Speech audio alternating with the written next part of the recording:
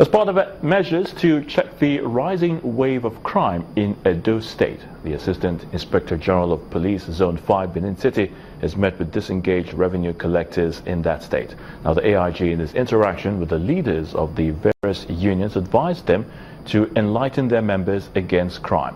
The leaders of the union then appealed to the AIG to help them prevail on the Edo State governor to find alternative jobs for the disengaged youth. The recent increase in crime rates in Edo State is the key focus of this meeting of the Assistant Inspector General of Police AIG Zone 5 with some union leaders in the state at the 4th Zonal Headquarters in Benin City, the Edo State capital. Control the youth with you, the people you employed, so as not to come out and commit crime. For the AIG, getting the group who had played the role of revenue collectors on behalf of the government in the past to now partner the force in crime fighting is a necessary step.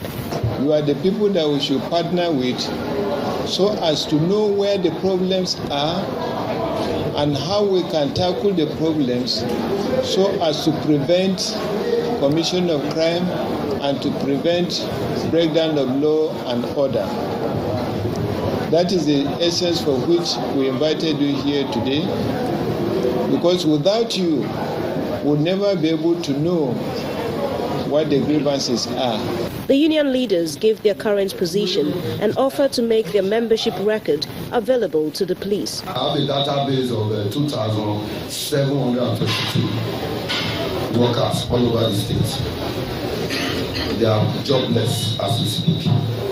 Likewise with road transport employers, likewise with the driver events, likewise with the drivers on wheel, likewise with National Union of Road Transport and driver welfare. Before I left home this morning, I had over 25 of the youths that are my workers that have nothing doing now. One came and said his child is no longer going to school. He has been doing his work from school. On the 16th of March 2017, a former Esako Council chairman, Suleiman Afegwa, was murdered along Benin-Auchi Road. A week earlier, 2 other persons were killed at Upper Iruse area in Benin City, in addition to several cases of armed robbery and other violent crimes in the state. Crime does not fix. Let's talk some politics now, and it's off to the southeast part of the country ahead of the November the 18th governorship election in Anambra State. The people of Aguleri have come together to reconcile their long-term political differences and drum support for Governor Willie Obiano. In a reconciliatory meeting to end the feud, the warring factions announced the decision to sheathe their swords and push for another 4 years for the governor.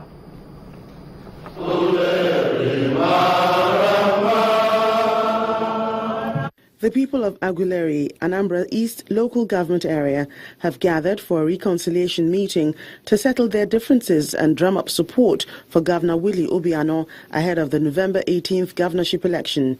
Your Excellency, the Executive Governor. Journalists were excused from the closed-door meeting as the issues were thrashed out.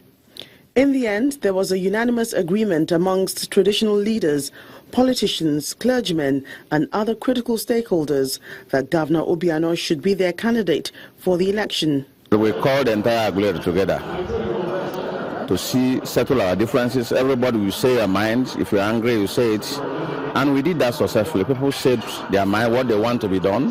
And eventually all of us agreed that we are telling Chief Willie Obiano Aguleri to come and contest for the governor of Anambra State come November 18, 2017. As a town and as a people, we considered our son as worthy candidate for that election. So today, we affirmed as a people, we resolved that Chief Dr. Willie Obiano is our sole candidate for this coming election in Anambra State. He has all that is needed.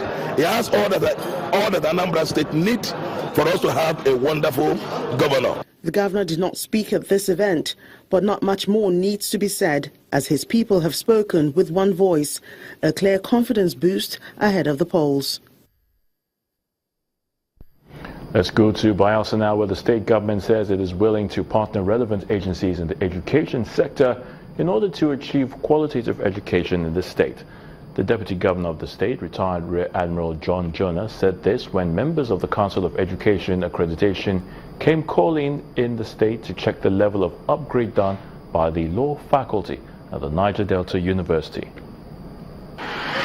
The Niger Delta University in Bayelsa State, since inception over 16 years ago, have been producing graduates from the Faculty of Law. And from the records, they've been competing favorably with colleagues from other universities. Maintaining such tempo and also raising the bar is very important, and that may explain the visit of the Council of Education Accreditation team to Bayelsa State. But as protocol demands, the team stops by first to pay a visit to the Deputy Governor before proceeding to the university for inspection. It's been quite some time since the last exercise was carried out, and so this has been long overdue, really. And we expect that there will have been a lot of improvement over the years, and that the faculty should be looking good enough to compare favorably with other faculties, not only in Nigeria, other accredited faculties in Nigeria and elsewhere in the world. For the state government, any investment in education and upgrade of facility in the institution is a worthwhile venture. When they make any observation, we shall make up to make sure that the standard is met. That is assurance I'm giving them. And it also applies to other institutions that we are running. Whatever the accreditation conditions that are set, will make up to those standards so that our students or our product from those institutions will compete favorably in the labor market, because after all, you are training to enter the market. The market is the same. Whichever university, whichever institution you compete, because the market is the same and you must compete from position of strength. Though the Faculty of Law in the Niger Delta University had been given a nod of approval by this team during its previous visit, the University Authority believes they will get yet another clean bill. The government has done a lot. The library was a major factor, and they've developed a library, internet services, and all those things required are in place now. The moot court was also a problem. The moot court is in place. A hall was a problem.